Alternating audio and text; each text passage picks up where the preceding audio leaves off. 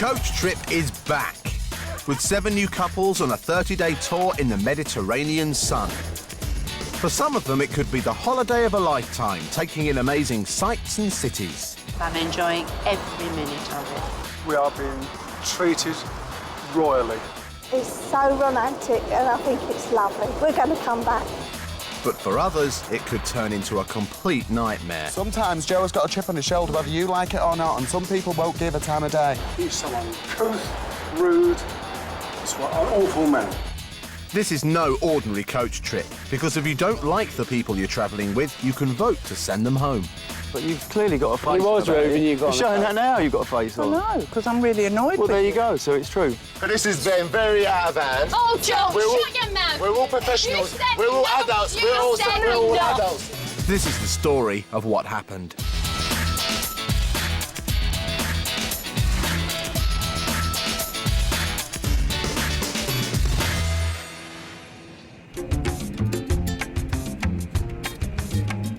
It's 12 o'clock at Madrid Airport. This is Brendan, the coach trip tour leader. Here we go again. BMI, London. He'll be looking after all the passengers for the next 5 weeks.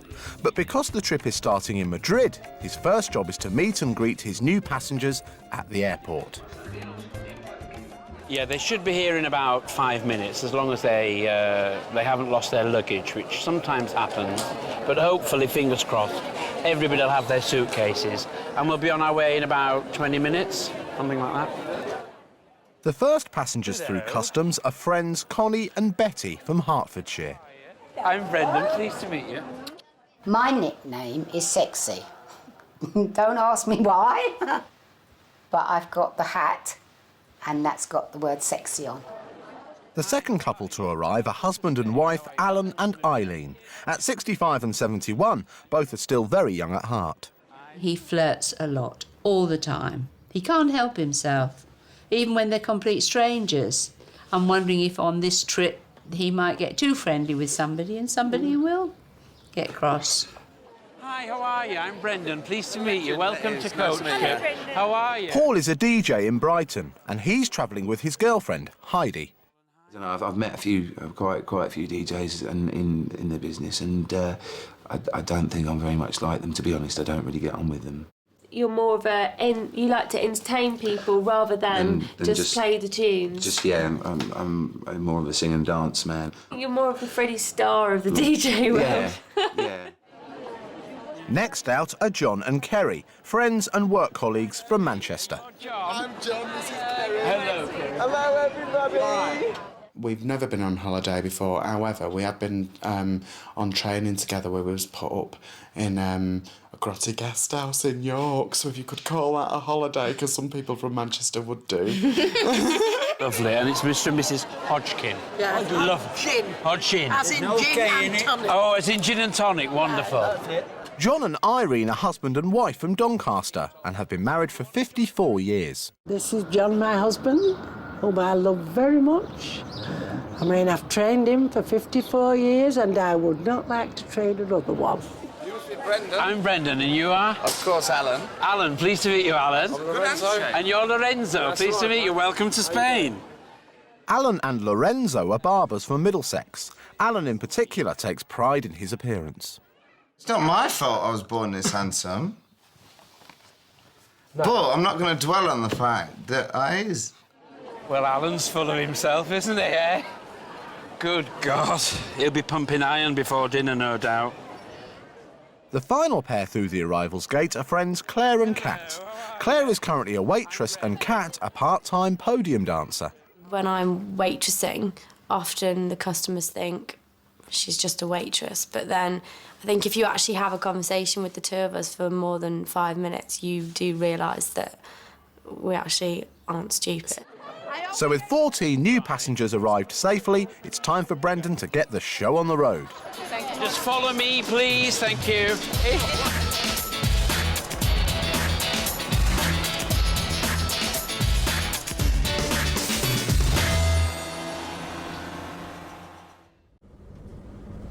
The coach is now on its way to a nearby hotel where the passengers will be able to relax before starting their tour of Madrid tomorrow. The short journey gives the group time to find out a little bit more about each other. OK, I'm John. I'm Kerrie. OK, I actually go to the gym. I like running, any activities, and I like socialising and parties, so get ready for it, the group. Same for the party, and I like horse riding as well. I'm into horses. I'm Betty. I first met Connie when I went up the allotment, and we've become friends, and we go out and about all the time together. I'm Kat. I work mainly as a podium dancer, and I do music videos and stuff as well. Trained as what? trained as a dancer. I am John. I'm 75. I'm a retired miner. I was a miner for 40 years with a 3-year break in between, where I went to Korea for 16 months. And we've been married 54 years.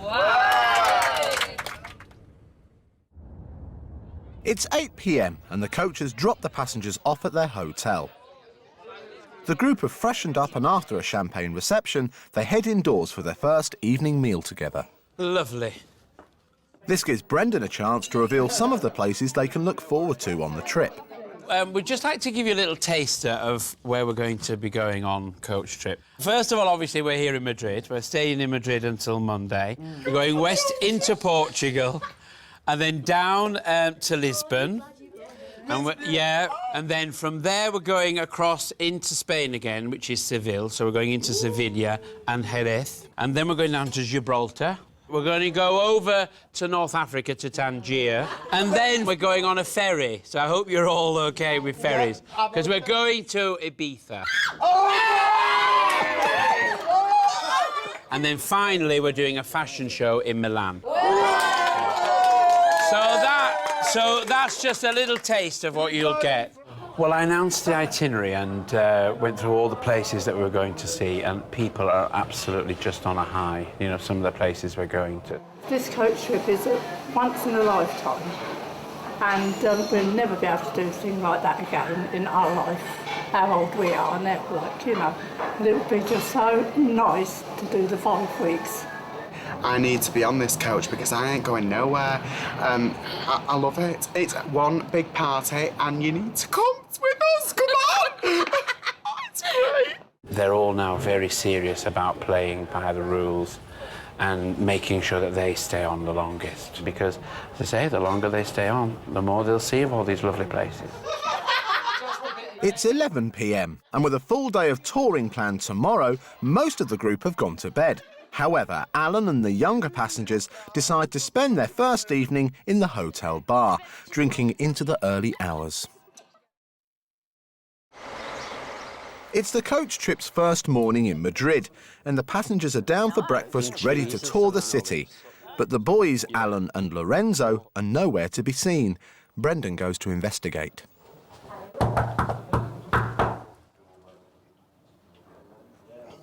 No answer yet.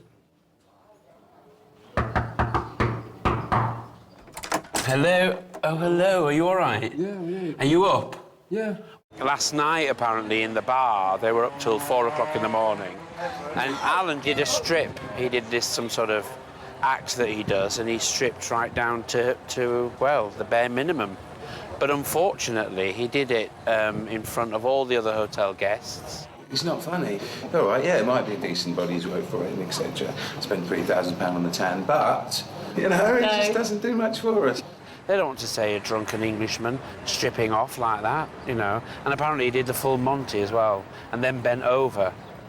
And there would have been an eclipse, I suppose, if the moon had been out, but never mind. Brendan's not happy, and on the short coach ride to the centre of Madrid, he lays down the law. Just want to remind you, really, that this is not an 18 to 30 holiday, OK? So some of the behaviour last night wasn't really acceptable.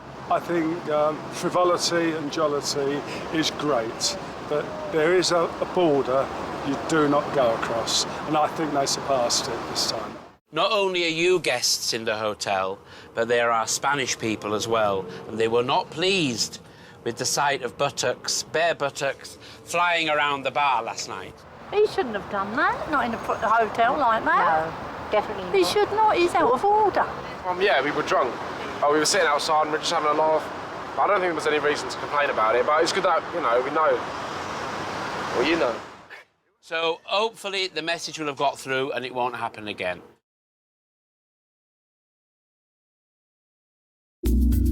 Madrid's culture is steeped in artistic, religious and royal history. Tourists can spend their day taking in the works of Goya at the Prado Museum or having a stroll through the beautiful Sabatini Gardens at the Royal Palace. The city also boasts some fantastic shopping districts, such as Calle Serrano, home of designer clothes and jewellery shops. And for football fanatics, Madrid is home to Real Madrid, and no visit would be complete without a tour of the Bernabéu Stadium. So with so much to see and only a day to take it all in, our passengers are swapping their coach for an open-top bus. Now we're here in Madrid, the first thing you have to do is acclimatise yourself to this beautiful city. So what we're going to do is take them on a tour, a bus tour, open-topped, and I'm going to guide them round the city. Can you all hear me? We'll try and point out as I go along some of the most interesting and the most important buildings in Madrid. This is the statue of Christopher Columbus. And as you can see, his hand is pointing to the west. And of course, he discovered Americas for Spain. It's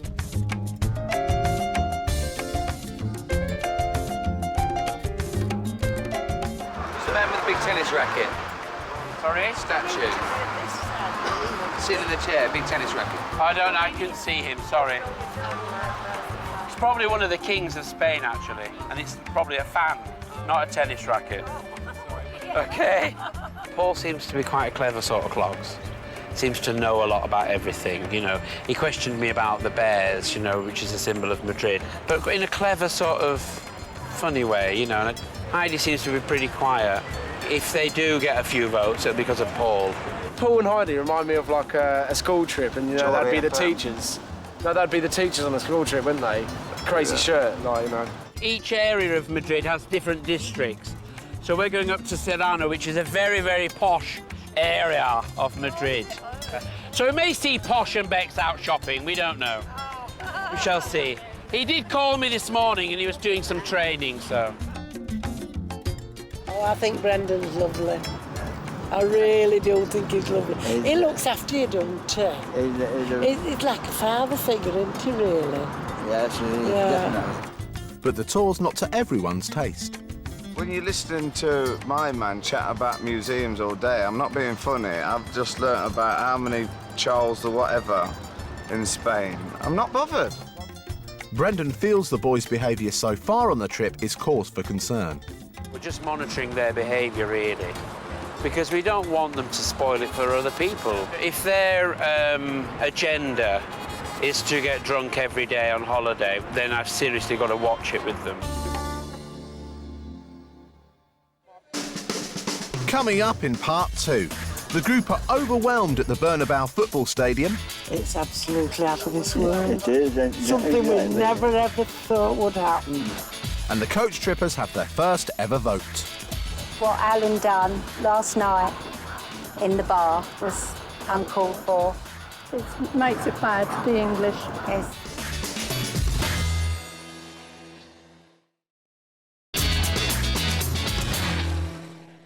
These 14 tourists are at the beginning of a 30-day coach trip. The first stop is Madrid, where they've seen the city sights from an open-top bus. And after a spot of lunch, it's time for the group to continue their tour. One of the famous sights, obviously, in Madrid is the Bernabéu Stadium, and we're going to have a tour there this afternoon. We're going to take them all around the actual stadium, down onto the pitch. They can actually see the hallowed turf, and of course, it's the home of Real Madrid, so it'll be absolutely fantastic. Before lunch, Alan and Lorenzo were not bowled over by the city tour, so Brendan wants to make sure everyone is keen to go on this tour before it begins. Does anybody not want to join the tour at all? You don't? I'm hungry. You're hungry? You've just had lunch? Alan was whinging about not going on the tour, going to the pub or something instead, but we just said, police have together, it's only going to take half an hour. You can't run off and abandon the group, basically. So do you want to join us or do you want to go? Come on, just come. OK, I'll come. You're coming. Although Alan is more interested in lining his stomach, this could be a once-in-a-lifetime opportunity for football fanatic Paul. Real Madrid was ranked as the 20th century's best club by FIFA. Their achievements include a staggering 29 trophies as Spanish League champions, 2 UEFA Cups and 9 European Cups. Very emotional, you know, when they win all these things. Absolutely fantastic. I'm filling up. In recent years, the club has become famous for signing some of the world's best footballers, including English players like Michael Owen and Jonathan Woodgate. In 2003, they signed David Beckham for €35 million. A la Madrid. And the coach trippers are excited about visiting some of the places David may have been. Oh, wow. Beckham's been in that mirror for hours doing his hair. Stand out the way, boy. Just the fact that Beckham's actually been in there. I'm not interested in sat down somewhere here. Eileen in particular tries to get as close to David Beckham as possible. Since he was a boy, really. She's loved David Beckham for forever. And, you know, she gets so emotionally over him as well. Yeah. So this for her was a real wonderful experience. And husband Alan is about to make the day even better. I felt I really ought to make Eileen's day, and I bought her signed photograph, David Beckham. Thanks, Connie. The Bernabéu Stadium tours run daily, except on match days, and allows fans to visit lots of exclusive areas. But there's only one place Alan wants to visit, the hospitality lounge. We haven't time for drinking, come on. How much? €2. Keep the change, man. Right here. All he wants to do is drink. I don't know. With the tour almost at an end, there's only one place left to visit, and they saved the best till last.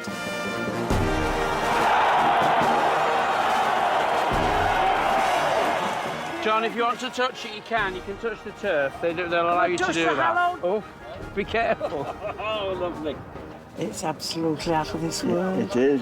Something we never ever thought would happen. It is moving though, isn't it? It's very moving. I can just see players. And Beckham waiting to take that corner. Yeah, bending it in. Yeah. Fantastic, breathless. Lost for words nearly, believe it or not. But yeah, it's great. I just can't believe how many people here are just taking it in their stride. That they're just here and walking around going, yeah, so what? The stadium, yeah, it's just a stadium. That's what we were expecting, just a big stadium, a football pitch and a lot of seats. I mean, a lot of football fans would love it, obviously, but because we're not football fans, it's not really something that appeals to us greatly. And Alan and Lorenzo's attitude continues to grate on Brendan. You know, this doesn't happen on coach trip. You know, there are so many interesting activities lined up for them. There's so many things to see and do, and they have to participate. The stadium tour is an impressive end to the passengers' day in Madrid. But it's now time to find out what they really think about each other as they head off for their first ever vote. Unlike most coach trips, on this one passengers get the chance to vote off the people they don't like travelling with. At the end of every day, each pair privately discuss who they will vote for. Whoever gets the most votes is awarded a yellow card by Brendan. If at any time they receive a second yellow card during the trip, they are sent home to be replaced by a new pair. The passengers have had only one day to get to know each other, so it's anyone's guess which way the vote could go. Brendan gathers the group together to hear the result. Good evening, everybody. Here we are in Madrid, and it's time for our first vote. The couple who gets the most votes this evening will get a yellow card. May I remind the group that we need to know who you're voting for and your reasons why. Thank you. Connie and Betty are the first to vote. Tonight we're voting for Alan and Lorenzo. What Alan done last night in the bar, in the hotel, was uncalled for. Whatever, it's a game, isn't it? Not really. It makes it bad for the English. Yes. It's been a very hard decision, but our vote is for Alan and Lorenzo. And the reason for that is really the behaviour yesterday, and much similar to Connie and Betty. we all representing England, and if that's what the Spanish get an idea of about something They've got that already on the holiday then resort, we don't let alone want, in the we centre. don't want that, really. We just want to say, look, mate, here's a yellow card for you. Sort it out, or you're going to have to go because we can't put up with it. Tonight, we are going to be voting for, and we're sorry, Paul and Heidi. They're the couple that we didn't gel with. Out of everybody, we've gotten really well with everybody, but, you know, you've got to pick somebody, and Paul's jokes are terrible. My dad tells better jokes, and he's really not funny. That's your point of view. Entitled to your opinion? Yeah. OK, tonight we're voting for Paul and Heidi. I don't find Paul funny. He entertains a certain type of person, but I don't find what he says very funny. Well, tonight we voted for you, Betty and Connie. Be joining in the things that we all join in. They're a bit fussy about the food. Yeah, they won't try They things won't like try John something. has. Yeah, well. So that's a couple of good reasons, I think. No, that's fine. That's fine. That's fine. But I mean, the only person we haven't interacted with is you two, actually. It's you two, so we thought the same. Yes, so we thought the same. Tonight, we are voting for Betty and Connie.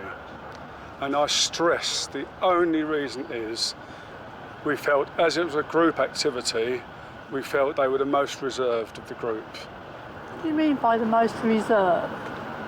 I personally found, when we were talking to you, I was asking all the questions. Yeah, and we was talking to you as well. As I said, I did stress the only reason was that. No, I'm sorry, it's not personal. Fine. After 6 votes, Paul and Heidi, Lorenzo and Alan, and Connie and Betty all have 2 votes each. Kerrie and John are the last to vote. OK, this evening, it's nothing personal whatsoever, but Kerrie and I have decided to vote for Heidi and Paul. Oh, he's one of them men that tells a joke and nobody laughs at it apart from himself. And that's not being nasty, that is just like, you're either funny or you're not, and Paul's just not funny. I'm really, really sorry. Seriously, lovely. Bring on the card. Well, ladies and gentlemen, with 3 votes, you have your first yellow card, Heidi and Paul, OK? And if you'd like to make your way back to the coach, and we'll go on for dinner. Thank you. So Paul and Heidi get the first yellow card and feel the younger passengers are to blame. I think that the 2 girls, the 2 young girls, Kat and Clare, and the 2 guys, Alan and Lorenzo, did talk about it, did get a plan together, because I think they want to be together and stay together constantly. I think that vote will continue on, and they will not vote for each other unless there's a major Barney between them. I would have thought that the boys, Alan and Lorenzo, would have actually got the yellow card this evening, simply because of their behaviour last night. But then, of course, Heidi and Paul have come to the fore, and I can see where the group are, because Heidi and Paul weren't sort of joining in, they weren't communicating with the group much, and they probably looked to the group to be quite aloof, and I think probably that's why they've given them the vote. Seriously. No worries. So if it doesn't happen tomorrow again.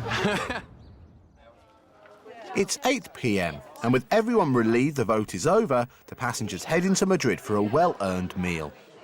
But as usual, Alan and Lorenzo prefer to party and separate from the group to head out to Madrid for more drinking.